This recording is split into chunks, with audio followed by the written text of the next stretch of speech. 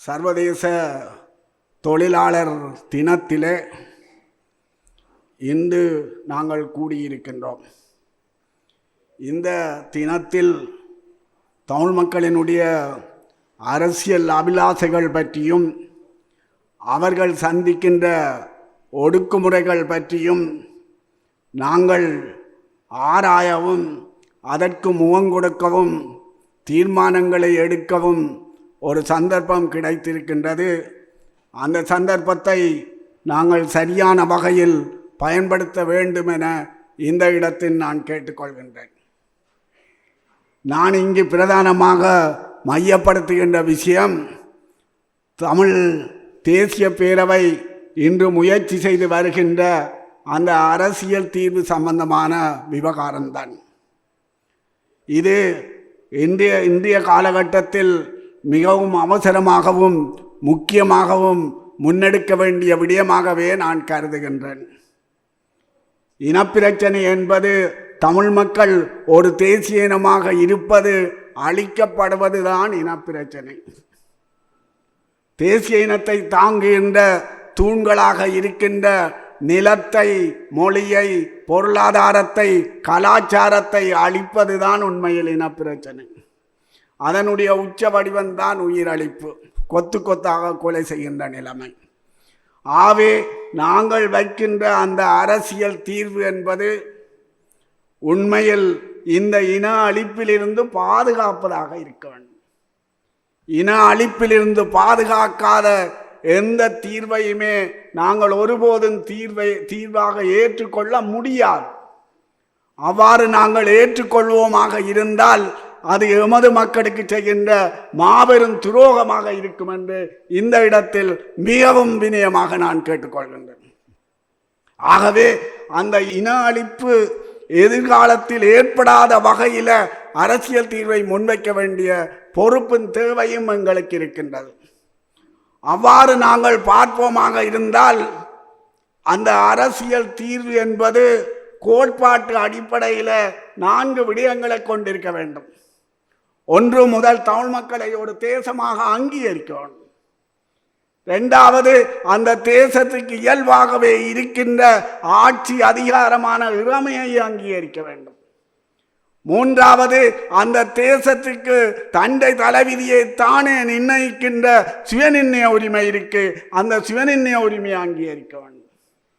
நாலாவது, அந்த சுயநிர்ணய உரிமையை நடைமுறைப்படுத்துவதற்கான ஆட்சி பொறிமுறையை உருவாக்க வேண்டும். இன்றைக்கு இலங்கை என்ற அரசு அதிகார கட்டமைப்புக்குள்ள அவ்வாறான ஆட்சி பொறிமுறை என்பதுதான் நாங்கள் முன்வைக்கின்ற சுயநிர்ணய சமஷ்டி. அது வெறும் சமஷ்டி அல்ல, சுயநிர்ணய சமஷ்டி என்பதிலே நாங்கள் மிகவும் கவனமாக இருக்க வேண்டும் என்று நான் நினைக்கின்றேன். இந்த 4 விடயங்களும் கோட்பாட்டு அடிப்படையில் இருக்கணும். அந்த கோட்பாட்டு அடிப்படை சிங்கள தேசத்துக்கும் தமிழ் தேசத்துக்கும் இடையே ஒரு சமூக ஒப்பந்தத்தின் மூலம் உறுதியாக்கப்பட வேண்டும். இது மிகவும் முக்கியமானது என்று நான் கருதுகின்றேன். ஏனென்றால் அது உறுதியாக்கப்படுகின்ற போதுதான் அதனுடைய உள்ளடக்கத்தினுடைய வெற்றியையும் எங்களால் தீர்மானிக்க முடியும். அதேவேளை உள்ளடக்கம் என்று வருகின்ற போதும் நாங்கள் 4 விடயங்களில் கவனம் செலுத்த வேண்டும் என்று நான் இந்த இடத்தில் வலியுறுத்த கூற விரும்புகின்றேன். ஒன்று, தாயக ஒருமைப்பாடு. வடக்கு கிழக்கு இணைந்த அதிகார அலகு என்பது மிகவும் முக்கியமானது. தமிழ் மக்களினுடைய கூட்டிருப்பை, கூட்டுரிமையை, கூட்டடையாளத்தை பேணுவதற்கு இந்த வடக்கு கிழக்கு இணைப்பு என்பது மிகவும் முக்கியம். வடக்கு கிழக்கு இணைப்பு இல்லை என்றால் தமிழர் தாயகம் இல்லை, தமிழர் தாயகம் இல்லை என்றால் தமிழ் தேசியம் இல்லை, தமிழ் தேசியம் இல்லை என்றால் தமிழர் அரசியல் அர்த்தமே இல்லை. இது அடிப்படையான விஷயம். இதை நாங்கள் பேச்சுவார்த்தை கூட ஒரு மோதிர தளத்துக்கு எடுத்து செல்லக்கூடாது. ஏனென்றால் அது மிகவும் முக்கியமானது. இரண்டாவது, சுயநிர்ணய உரிமையை பிரயோகிக்கக்கூடிய சுயாட்சி அதிகாரங்கள் எங்களுக்கு தேவை. ஏன் இந்த சுயாட்சி அதிகாரங்கள் தேவை என்றால் 2 காரணங்களுக்காக தேவை என்று நான் இந்த இடத்தில் கூற விரும்புகின்றேன். ஒன்று, தமிழ் மக்கள் ஒரு தனியான தேசம் என்ற வகையில் அதற்கு பிறப்பாலேயே உரித்துடையவர்கள். இரண்டாவது, இந்த நீண்ட இன அழிப்பு காரணமாக 100 வருடங்களுக்கு மேற்பட்ட இந்த நீண்ட இன அழிப்பு காரணமாக தமிழ் மக்கள் ஒரு 50 வருஷம் பின்தங்கி இருக்கிறார்கள். அந்த 50 வருஷ இடைவெளியை நிரப்புவதற்கு தமிழ் மக்களின் கைகளில் நிறைய அதிகாரங்கள் தேவையாக இருக்கிறது. ஆகவே சுயாட்சி அதிகாரங்கள் என்ற விடயத்தை நாங்கள் எந்த இடத்திலுமே விட்டுக் கொடுக்க முடியாது. மூன்றாவது முக்கியமான விடயம், சமஷ்டி என்றால் கூட்டும் சுயாட்சியும்.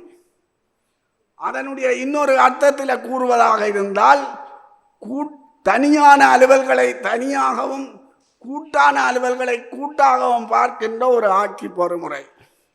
அப்படி என்றால் கூட்டில் தமிழ் மக்களுக்கு பங்கு என்ன? கூட்டில் தமிழ் மக்கள் ஒரு தேசிய இனமாக பங்கு பெற்றுவதற்குரிய பொறிமுறை இருக்க வேண்டும்.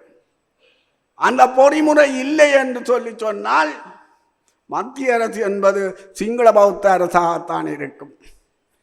மத்திய அரசை சிங்கள பௌத்த அரசாக வைத்துக் கொண்டு எந்த அதிகார பகிர்வு வழங்கினாலும் அது ஒருபோதும் நடைமுறைக்கு வரப்போவதில்லை. ஆகவே கூட்டில் ஒரு தேசிய இனமாக பங்கு பெற்றுவதற்குரிய பொறிமுறை இருக்கணும். இதுக்கு சர்வதேச ரீதியாக பல உதாரணங்கள் இருக்குது. சுவிட்சர்லாந்தில் எல்லாம் நல்ல உதாரணங்கள் இருக்கும். ஆக இந்த விடயத்தை நாங்கள் கவனிக்க வேண்டும். நான்காவது, இந்த சுயாட்சி அதிகாரங்களுக்கான பாதுகாப்பு. எங்களுக்கு இது தொடர்பாக நீண்ட கால அனுபவம் இருக்கிறது. ஒரு கையால் கொடுத்து போட்டு மறு கையால் பறிக்கிற அனுபவம் இருக்கிறது. சோல்பரியாப்பின் 29வது பிரிவில் இருந்து வடகிழக்கு இணைப்பு ஊடாக இன்றைக்கு தமிழ் மொழி அரச கர்ம மொழி வரை அந்த அனுபவம் இருக்கிறது. ஆகவே தமிழ் மக்களுடைய விவகாரங்களில் தீர்மானிக்கிற அதிகாரம் தமிழ் மக்கள் கைகளில் இருக்கணும். மெயின் சுவிச் தமிழ் மக்கள் கைகளில் இருக்கணும்.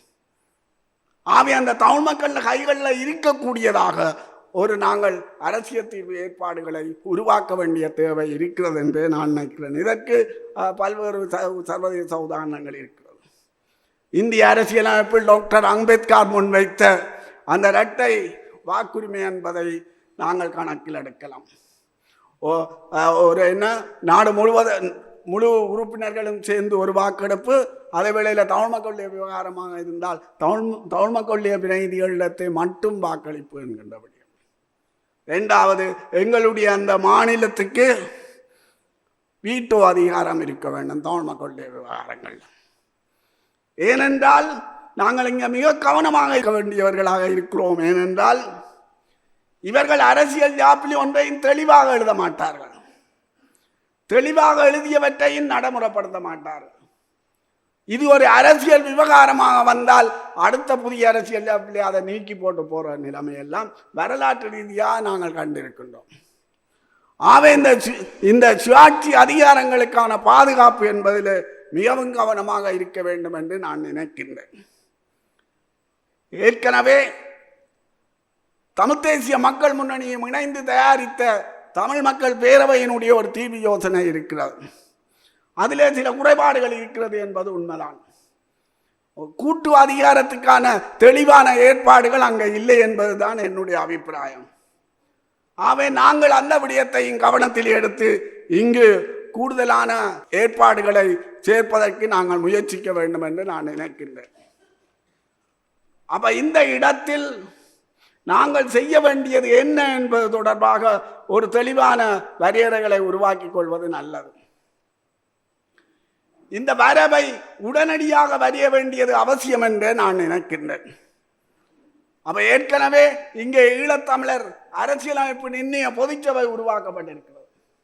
அந்த பொதுச்சபை உடனடியாக அந்த வரவை வரைந்து அதை மக்கள் மத்தியில வெளிப்படுத்த வேண்டியது அவசியம் என்று நான் நினைக்கின்றேன்.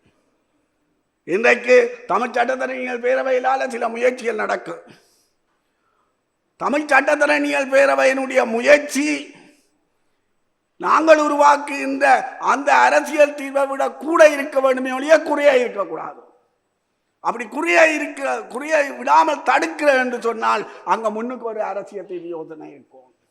ஆகவேதான் இந்த பொதுச்சபையினுடைய அரசியல் தீர்வு யோசனை மிகவும் அவசியமானது என்று நான் கருதுகின்றேன். ஏனென்றால் இந்த தமிழ் சட்டத்தரணிகள் பேரவையோடு இருக்கின்ற தமிழரசு கட்சி என்றாலும் ஜனநாயக தமிழ் தேசிய கூட்டணி என்றாலும் சரி, அவர்களுடைய கடந்த காலம் கசப்பானவை. ஒரு தரப்பு ஐக்கிய ராஜ்யத்துக்குள்ளேயே சமஸ்தி இருக்கிறது என்று கூறுகின்ற தரப்பு, இத்தவரை ஐக்கிய ராஜ்யத்துக்குள் சமஸ்தி இல்லை என்று சொல்லி அவர்கள் ஒரு தடவையாவது கூறவில்லை. தற்போதும் கூட சுமந்திரனாகத்தான் கூறி வருகின்றார். இரண்டாவது தரப்பு 13வது திருத்தத்தோட திருத்திப்படுகின்ற அமைப்பு. ஆகவே இந்த விடயத்தில் அவர்களை ஒரு ஒழுங்குக்கு கொண்டு வருவதற்கு இங்கே நாங்கள்தான் உறுதியாக நிற்க வேண்டும் என்பது என்னுடைய அபிப்பிராயம். இது முதலாவது விஷயம்.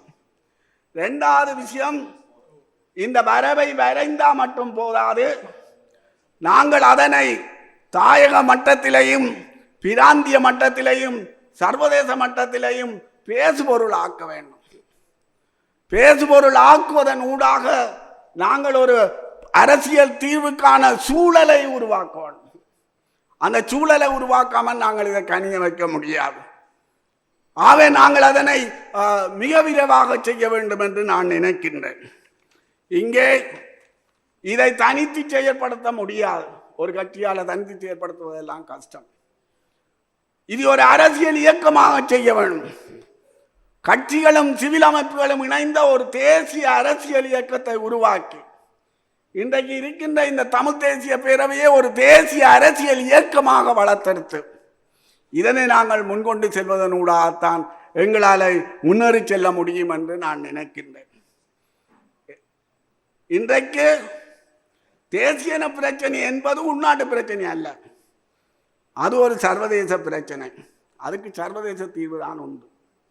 ஆகவே நாங்கள் பிராந்திய சர்வதேச ரீதியாக பேசுபொருளாக்குவதனூடாகத்தான் இதனை எங்களால் வெற்றிகரமாக்க முடியும். ஏற்கனவே தமிழ் தேசிய பேரவை அதற்கான முயற்சி ஒன்றை தொடங்கி இருக்கிறது. தமிழ்நாட்டுக்கு அது பயணம் செய்து தமிழக அரசியல் தலைவர்களை இது தொடர்பாக சந்தித்து வந்திருக்கின்றது. அந்த தொடர்பை இன்னும் எவ்வாறு வலுப்படுத்துவது என்பது பற்றி கூடிய கவனம் செலுத்துவது நல்லது என்று நான் நினைக்கிறேன். உண்மையில் எங்களுக்கான அந்த பாதை தாயகம், சென்னை, புதுடில்லி, உலகம் என்ற வகையில் அந்த வழியில் கூடாக போவதுதான் கூட பொருத்தமாக இருக்கும் என்பது என்னுடைய அபிப்பிராயம். ஆகவே தமிழ்நாட்டில் மீண்டும் நாங்கள் தொடர்புகளை ஏற்படுத்தி அந்த தொடர்புகளை வலுப்படுத்துவதனூடாக இந்த செயற்பாட்டில் முன்னேறி செல்ல வேண்டும் என்று நான் நினைக்கின்றேன்.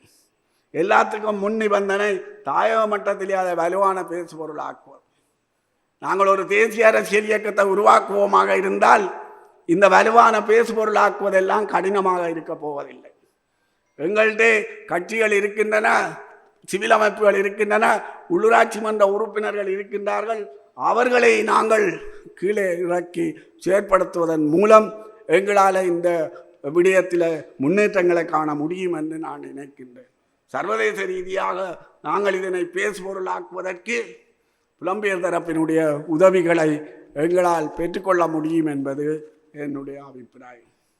ஆகவே இந்த விடயத்தில் நாங்கள் மிகவும் கவனமாக இருக்க வேண்டும்.